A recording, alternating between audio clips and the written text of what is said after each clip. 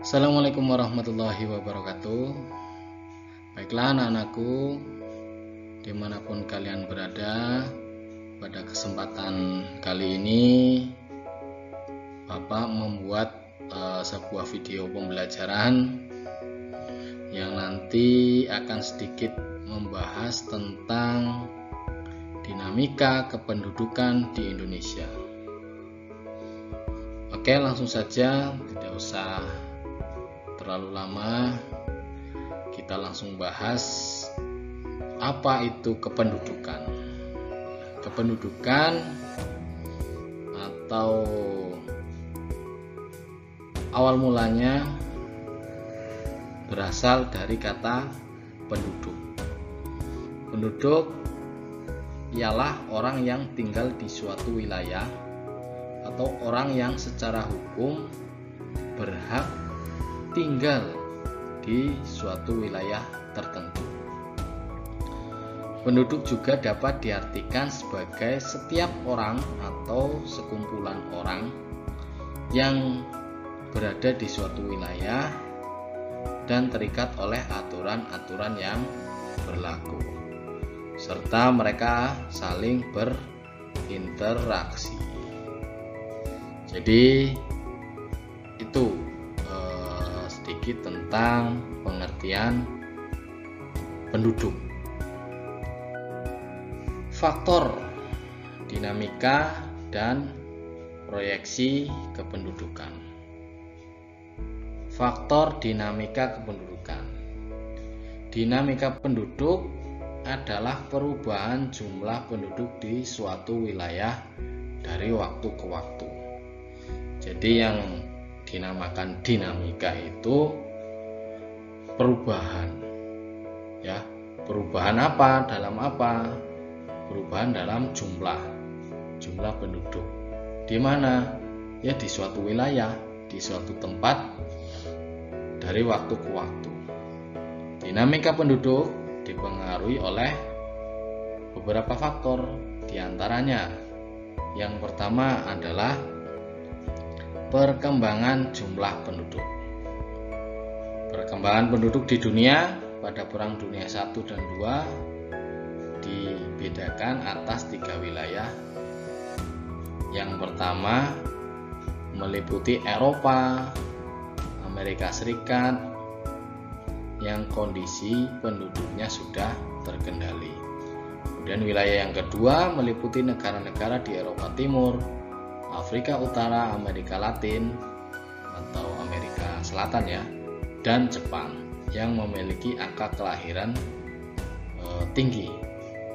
Dan wilayah yang ketiga meliputi negara yang tidak termasuk pada wilayah pertama dan kedua, yang menunjukkan angka kelahiran dan kematian yang tinggi. Berarti Indonesia masuknya di mana? Kalau secara keterangan tadi, berarti kita masuknya adalah wilayah yang ketiga. Dapat dipahami ya? Nah, kita lanjutkan. Pemerintah gencar mengembangkan upaya untuk mengatasi permasalahan kependudukan di Indonesia. Upaya yang ditempuh untuk mengatasi permasalahan tadi diantaranya adanya penentuan batas terendah usia perkawinan pertama, yaitu pada usia 19 tahun bagi perempuan dan 21 tahun bagi laki-laki. Tapi sepertinya saya pernah mendengar yang terbaru bahwa usia perkawinan pertama untuk perempuan itu 21 tahun. Untuk laki-lakinya 25 tahun. Ya. Itu kalau tidak salah. Itu yang terbaru. Kemudian meluncurkan program keluarga berencana. Nah, ini sudah diterapkan di mana-mana ya. Ya, untuk menahan laju pertumbuhan penduduk. Jadi agar tingkat kelahirannya itu terkendali. Dan norma keluarga kecil bahagia dan sejahtera. Nah, kalau yang KB ini ini semboyannya adalah 2 anak cukup, bukan 2 anak lebih baik. Kalau 2 anak lebih baik itu biasanya orang itu salah mengartikan, berarti 2 anak lebih dari 2 berarti artinya. Makanya 2 anak cukup. Kemudian penambahan jumlah sarana dan prasarana pendidikan sehingga menambah usia sekolah. Nah, kalau kita lihat di sini permasalahan kependudukan di Indonesia itu apa? Permasalahannya apa? Permasalahannya adalah pertumbuhan penduduk di Indonesia itu sangat pesat, sangat cepat. Ya, kalau kita lihat kita itu menempati urutan ke-4 setelah Amerika. Kemudian yang pertama itu adalah yang peringkat pertama yang penduduk negaranya paling banyak adalah negara Cina. Yang kedua ada India, yang ketiga Amerika Serikat. Nah, yang keempat itu negara kita, Indonesia. Dilanjutkan dengan pertumbuhan penduduk. Ya. Fenomena bertambah atau berkurangnya jumlah penduduk dari waktu ke waktu di suatu wilayah tertentu disebut dinamika penduduk. Pertumbuhan penduduk itu adalah keseimbangan dinamis antara faktor-faktor yang menambah dan mengurangi jumlah penduduk. Ada beberapa faktor ya yang mempengaruhi, yaitu kelahiran atau bisa juga disebut dengan fertilitas. Kemudian ada faktor kematian atau mortalitas. Dan yang ketiga adalah faktor migrasi, perpindahan penduduk. Pertumbuhan penduduk dikatakan rendah jika kurang dari 1%. Jika 1% sampai dengan 2% dikategorikan sedang, dan jika lebih dari 2% dikategorikan tinggi. Itu menurut Mantra pada tahun 2003. Pertumbuhan penduduk tadi dapat dibedakan menjadi pertumbuhan penduduk alami atau pertumbuhan dengan menghitung selisih antara jumlah kelahiran dan jumlah kematian. Dalam pertumbuhan alami, dalam pertumbuhan penduduk alami, jumlah imigran dan emigran tidak diperhitungkan, atau jumlah migrasinya itu tidak diperhitungkan karena jumlahnya dianggap tidak signifikan.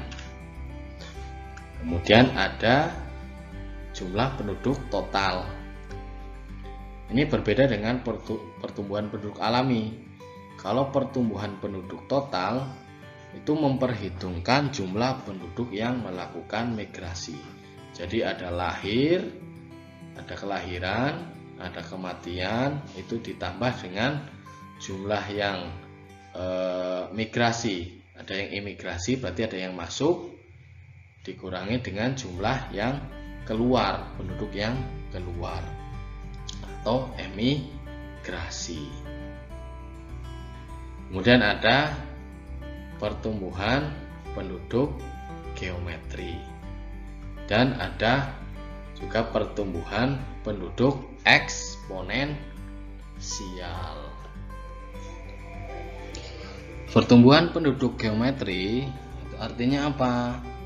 Bahwa asumsi dalam model ini adalah penduduk akan bertambah ataupun berkurang pada suatu tingkat pertumbuhan dalam persen yang tetap. Kemudian yang pertumbuhan penduduk eksponensial ini memiliki asumsi bahwa persentase pertumbuhan penduduk sama setiap hari. Oke, kemudian komposisi penduduk. Komposisi penduduk adalah proses pengelompokan data-data kependudukan melalui variabel tertentu. Nah, pengelompokan penduduk atas dasar kriteria tertentu. Yang pertama, ada komposisi penduduk biologis. Ya, ini meliputi umur dan jenis kelamin. Yang kedua, komposisi penduduk sosial. Ini meliputi tingkat pendidikan dan status perkawinan. Ini dapat diartikan juga status marital. Dan komposisi penduduk ekonomi. Ini meliputi lapangan pekerjaan, jenis pekerjaan, dan tingkat kepadatan penduduk. Dan yang terakhir ada komposisi penduduk geografis. Ini berdasarkan tempat tinggal, perkotaan, pedesaan, provinsi, dan kabupaten ataupun kota. Ya, di dalam kependudukan tak lepas dari fertilitas dan mortalitas. Fertilitas itu artinya kelahiran. Ya. Jadi merupakan gambaran mengenai jumlah kelahiran hidup dalam suatu wilayah pada periode waktu tertentu. Di sini yang akan kita dapatkan, angka kelahiran itu dikelompokkan menjadi 3. Ada angka kelahiran kasar, ya, kemudian angka kelahiran umum, dan angka kelahiran menurut kelompok usia. Kemudian kematian atau mortalitas. Tinggi rendahnya tingkat kematian itu tidak hanya memengaruhi pertumbuhan penduduk, tetapi juga merupakan alat ukur dari tinggi rendahnya kesehatan masyarakat. Jadi ketika di suatu wilayah tertentu memiliki tingkat kematian yang tinggi, maka dapat dimungkinkan bahwa rendahnya tingkat kesehatan masyarakat yang ada di tempat tadi, yang ada di wilayah tadi, ya.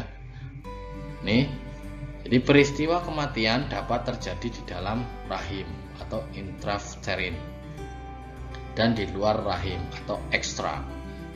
Peristiwa kematian di dalam rahim yaitu sebagai berikut: abortus imatur, prematur. Adapun kematian bayi di luar rahim yaitu sebagai berikut: lahir mati, kematian baru lahir, ataupun kematian bayi. Ya, nanti ada cara penghitungannya untuk kita mencari angka kelahiran kasar, ya, kemudian angka kelahiran umum, ya, kemudian angka kelahiran menurut kelompok usia. Nanti kita belajar menghitung untuk mencarinya. Berikutnya itu komposisi penduduk menurut usia, ya. Komposisi penduduk menurut usia dan jenis kelamin dapat divisualkan dengan grafik yang disebut piramida penduduk. Nah, nanti kalau ada kesempatan Bapak akan memerintahkan kalian, ya, untuk membuat piramida penduduk. Garis vertikal menggambarkan umur dan garis horizontal menggambarkan jenis kelamin. kita lihat. Jadi seperti ini bentuk piramida. Ini yang sebelah kiri, yang paling kiri itu contoh piramida penduduk dari negara Kenya. Jadi yang berwarna hijau itu untuk laki-laki, kemudian yang warna kuning itu yang perempuan. Dan di situ di setiap tingkatan itu merupakan umur, ya, tingkatan umur dari 0 sampai 4, 5 sampai 9, 10 sampai 14 hingga 70 sampai 79 dan seterusnya. Nah, nanti kalian bisa membuat piramida penduduk sesuai dengan tempat tinggal kalian. Misalkan kalau kita punya data desa, ya kita buat piramida penduduk desa kita masing-masing, desa kalian masing-masing. Tapi kalau tidak ada datanya, kita ke kecamatan ataupun ke tingkat kabupaten, ya, yang lebih mudah kita cari datanya. Kita cari di internet, bisa di situ ada di masing-masing daerah. Nanti kita gambarkan seperti apa bentuk piramidanya, ataukah kalau seperti ini kan bisa kelihatan, oh ternyata penduduk yang usia produktif itu lebih banyak. Nah, kalau kita lihat di sini, berarti kan yang contoh ini negara Kenya itu penduduk yang usia produktif itu lebih sedikit, lebih banyak yang usia non produktif, ya, dari 0 sampai 15, 0 sampai 14 tahun, ya. Nah, kalau kalian langsung terjun, kalian langsung menggambarnya, kalian tentu akan lebih paham lagi. Baik, kita lanjutkan. Karakteristik penduduk suatu negara berdasarkan komposisi penduduk menurut umur dan jenis kelamin. Jadi dari data tadi, dari gambar piramida tadi, nanti dapat disimpulkan piramidanya bentuknya apa. Kalau ekspansif, jika sebagian besar penduduk berada dalam kelompok umur muda. Tipe ini umumnya terdapat pada negara-negara yang memiliki angka kelahiran dan angka kematian yang tinggi. Kita lihat di Indonesia, tingkat kematian dan kelahirannya tinggi atau tidak. Kalau kita berdasarkan data itu demikian, berarti kita masuknya piramidanya ekspansif. Kemudian ada konstruktif, itu jika penduduk yang berada dalam kelompok termuda jumlahnya sedikit. Nah, tipe ini terdapat pada negara-negara dengan tingkat kelahiran yang rendah. Ini contohnya di mana? Kalau tingkat kelahirannya rendah, ini biasanya di negara-negara Eropa sana. Kalau di Eropa itu tingkat kelahirannya rendah. Mereka lebih suka untuk bekerja daripada mereka mempunyai anak, ya, atau merawat anak. Kemudian ada piramida stasioner. Jika banyaknya penduduk dalam tiap kelompok umur hampir sama, jadi rata sama, kecuali pada kelompok umur tertentu. Tipe ini terdapat pada negara-negara yang memiliki tingkat kelahiran dan tingkat kematian yang rendah. Jadi ini stasioner, berarti seimbang, itu sama. Kira-kira kalau kita gambarkan negara kita itu masuknya ke yang mana? Nah, kalau tidak praktek, otomatis kalian tidak akan tahu, ya. Nah, mudah-mudahan nanti ada kesempatan sehingga kita nanti dapat mempraktekkan, membuat apakah Indonesia ini masuk ke piramida ekspansif, konstruktif, ataupun stasioner. Yang selanjutnya yakni persebaran penduduk. Jadi secara garis besar, persebaran penduduk di suatu wilayah itu dipengaruhi oleh kondisi geografis dan administratif. Atau dalam kata lain, ya, penduduk itu akan selalu memilih tempat tinggal pada lokasi-lokasi yang baik, kemudian strategis, kemudian tanahnya subur, reliefnya halus, kemudian airnya cukup. Nah, yang terakhir, yang paling penting adalah tempatnya adalah aman. Kemudian ada faktor administratif tadi, ya, hampir sama tadi. Kemudian ada faktor biologis juga. Jadi tingkat pertumbuhan penduduknya itu di setiap daerah itu akan mengalami perbedaan, ya, karena disebabkan adanya perbedaan tingkat kematian, kelahiran, dan jumlah perkawinan. Jadi antara wilayah satu dengan wilayah lain itu mengalami perbedaan persebaran penduduk. Faktornya ini tadi ada faktor administratif tadi, ya, cari yang strategis, cari yang subur, itu dari segi geografisnya. Kemudian ada faktor kebudayaan dan teknologi. Daerah dengan masyarakat yang memiliki pola pikir yang modern dan pembangunan fisik yang pesat, berarti kaitannya dengan wilayah tadi, akan tumbuh lebih cepat dibandingkan dengan daerah lain. Kalau desanya, kalau tempatnya itu ramai, ya, kaitannya dengan administratif, berarti daerahnya ramai, pastinya orang akan lebih memilih tempat-tempat yang seperti itu daripada tempat-tempat yang masih sepi atau belum ada penduduknya.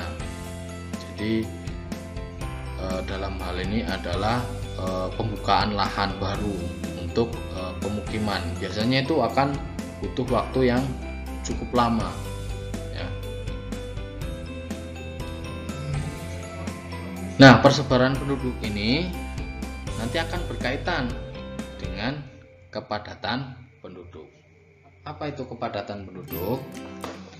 Itu merupakan perbandingan antara jumlah penduduk dan luas wilayah. Jadi jumlah penduduk di suatu wilayah tadi dibandingkan dengan luas wilayah nanti menghasilkan yang namanya kepadatan penduduk. Kepadatan penduduk, ya, kepadatan penduduk alami, ya, ada kepadatan penduduk fisiografis, ada kepadatan penduduk agraris, ya. Jadi kepadatan penduduk ini nanti bisa dikaitkan dengan pertaniannya, kemudian ada fisiografisnya, ada secara alami. Secara alami berarti dari jumlah penduduk tadi nanti bagi atau dibandingkan dengan luas wilayah. Berikutnya ialah proyeksi kependudukan atau proyeksi penduduk.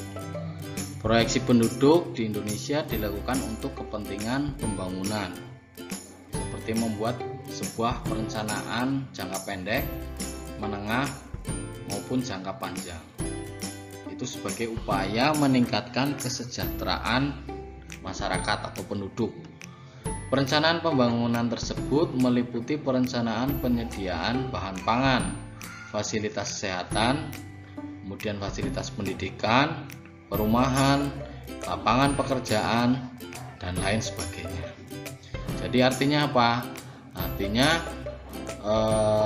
proyeksi kependudukan atau proyeksi penduduk untuk merencanakan bagaimana wilayah-wilayah mana yang membutuhkan bahan pangan yang banyak, kemudian wilayah-wilayah mana yang membutuhkan bahan pangan jenis tertentu, wilayah mana yang membutuhkan misalkan di daerah pertanian apa sebagai sumber bahan pangan apa, itu yang harus diberi pasokan yang lebih banyak. Kemudian dari segi fasilitas kesehatannya, wilayah-wilayah mana yang mempunyai tingkat kesehatan yang rendah, itu perlu diperhatikan.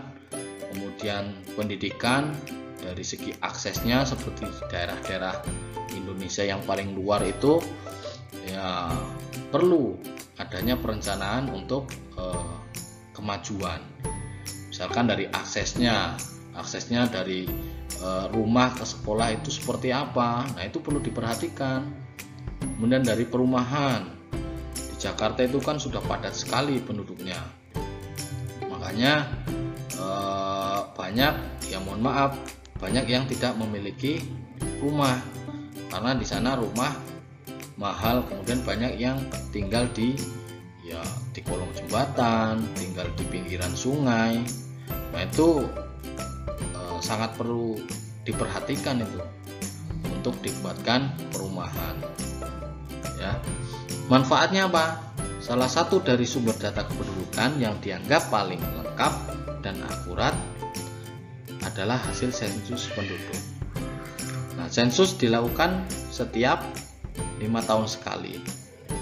Bahkan pada umumnya di negara sedang berkembang dilakukan 10 tahun sekali, sehingga tidak dapat memenuhi permintaan data secara mendesak untuk suatu keperluan tertentu. Nah, kalau di Indonesia itu sensus penduduk itu dilakukan setiap 10 tahun sekali. Itu dimulai pada tahun 71, kemudian tahun 80, 90, tahun 2000, dan tahun 2010 itu yang terakhir kemarin.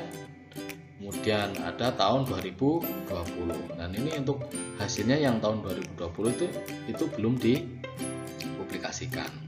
Tapi secara hitungan bahwa kita penduduk Indonesia itu mencapai 270 sekian juta jiwa. Banyak sekali, bukan? Luar biasa pokoknya. Terima kasih. Demikian tadi video pembelajaran singkat yang sudah saya jelaskan. Mudah-mudahan bermanfaat untuk kalian, dan mohon maaf apabila terdapat kesalahan dalam tutur kata, dalam ucapan. Jika video ini belum sempurna, mohon untuk dikoreksi. Dan akhirnya saya ucapkan terima kasih. Assalamualaikum warahmatullahi wabarakatuh.